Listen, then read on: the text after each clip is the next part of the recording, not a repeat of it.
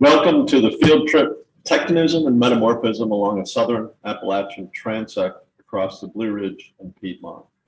I'm Harold Stowell from the University of Alabama, and I'm hoping to show you some of the rocks and some of the tectonic interpretations that have been made for the southernmost part of the Appalachian origin. First, let me introduce my co-leaders, Dr. Matt McKay from Missouri State University, Dr. Elizabeth Boland from the University of Alabama, and Dr. Ryan Thigpen from the University of Kentucky.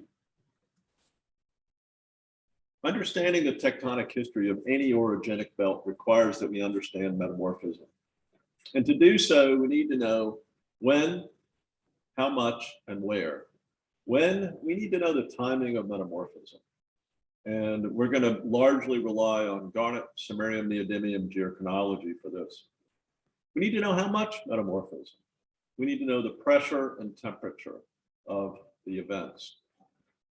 To do this, we're going to use mineral assemblage diagrams, and mineral assemblage diagrams are forward thermodynamic models that can be used to estimate equilibrium conditions of metamorphism. Where it's clear that we need to know the spatial distribution of metamorphism in order to understand how it relates to orogeny or tectonic history of a rock or the mountain belt as a whole. In order to do this, we're going to use a campaign, and this field guide really just describes the initial aspects of this project. We have covered very little. There's a lot more to be done. So when, in order to get the age of garnet crystals, we use the thermal ionization mass spectrometer located in the UA RADICE or radiogenic isotope lab. This image shows you the source of the mass spectrometer. The filaments are loaded on this turret, which can be rotated whilst it's in the machine in order to ionize the samples or aliquots of material. After ionization, the different masses are accelerated through the magnet, and this is the analyzer, and then they are collected by Faraday cups over here to the right. So in order to actually construct an age or to calculate an age for a garnet crystal, we actually need to study and analyze much more than just the garnet, because neodymium and samarium are both dispersed elements, which it means they occur in small concentrations in many minerals and rocks. And therefore we have to compare the isotopic composition of the garnet to that of something else, such as the rock as a whole, which is shown here.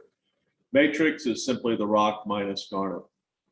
In this example from Josie Legg, you can see that we have two garnet aliquots in the whole rock and matrix, and we obtain an age from the slope of this isochron, which is essentially 330 MA. The mineral assemblage diagrams, or MAD, are constructed with Theriac domino. And this is essentially a way of calculating the Gibbs free energy for every possible mineral assemblage in a prescribed PT or chemical space. And our diagrams are constructed and shown as pressure versus temperature diagrams. But we only give you the sort of interpretive part of the diagram. We have calculated the entire diagram. We have calculated all the stable mineral assemblages throughout this region, but we show you only the relevant ones and the interpretations we make thereof, which is these PT paths that we construct. Where? Well, it's important to cover a lot of ground if you want to understand an orogeny or mountain building event. So my apologies to Brad Hacker here, but may the campaign begin. Brad coined that phrase in the Western Gneiss region, and he's really onto something there, which is we can never understand mountain belts without a large data set. And it's best and convenient and ideal if those data sets are constructed the same way for the point of comparison, because uncertainties are always large in our data sets.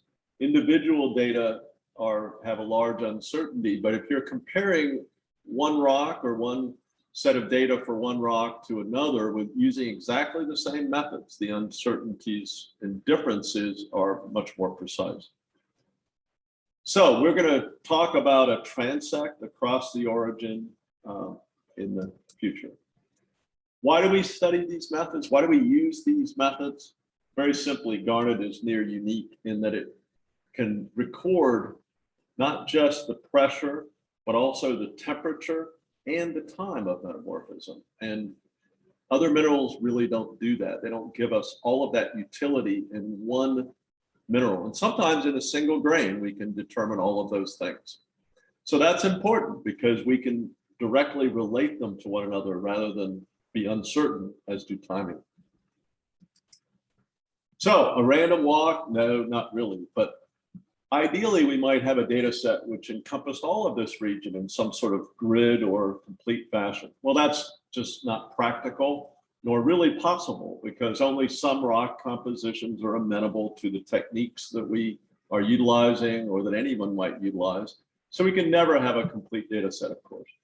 But instead, what we were trying to establish is a transect from the northwest to the southeast, in which we can make comparisons for each of the many thrust sheets and so-called terrains across the origin.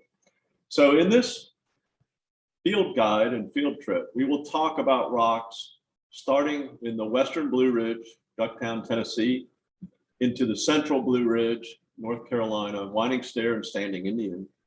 And then we're going to talk about rocks near Atlanta, Pumpkin Vine Creek in the Dahlonega Gold Belt, in Georgia, of course.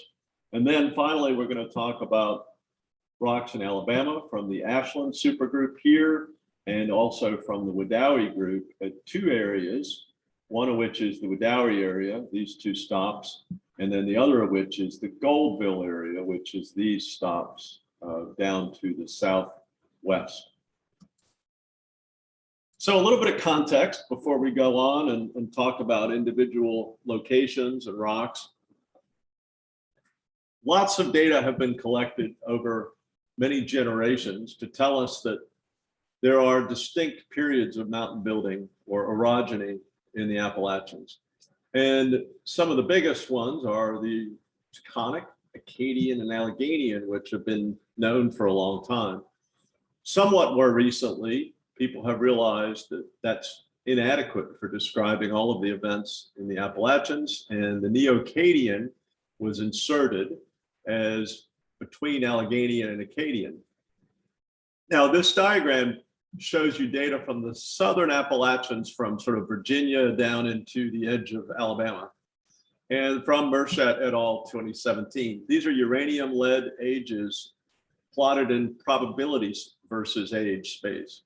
So you can see these two large peaks, one around 346, one around 450, illustrating in this case that there are numerous ages, of course, in these time spans or these ranges. This would be a Taconic peak, of course, corresponding to this gray area from the literature.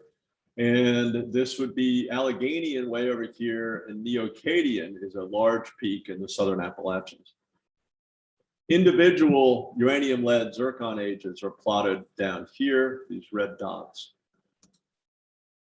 So this relative probability plot really shows you that there's almost a continuum in the southern Appalachians of ages ranging from somewhere close to 300 upward into the Taconic, above 470 or so, maybe 480. And so these ages are a little bit difficult to interpret in terms of distinct orogenic events. One of the goals of our work and one of the points of discussion on this trip will be, is this a continuum, or can we actually point to individual orogenic events? In addition to that, I'd like to point out that, of course, in a probability plot of this nature, we can never see anything to tell us about the spatial variations. So we always need to remember that this is a conglomeration or let's say a set of data which cannot tell us anything about spatial distribution because it's from a vast area from the Virginias all the way down to the edge of Alabama. So we'll want to consider that as we move forward.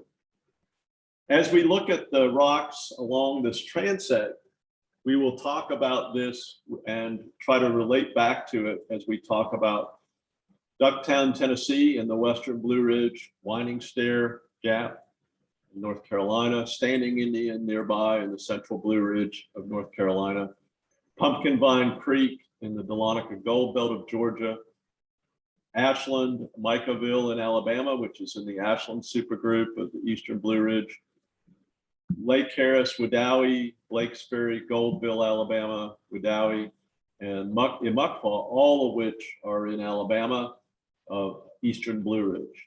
I look forward to discussing what we know about all of these locations and how they might tell us something about the interpretation of tectonics and orogeny in the Appalachians.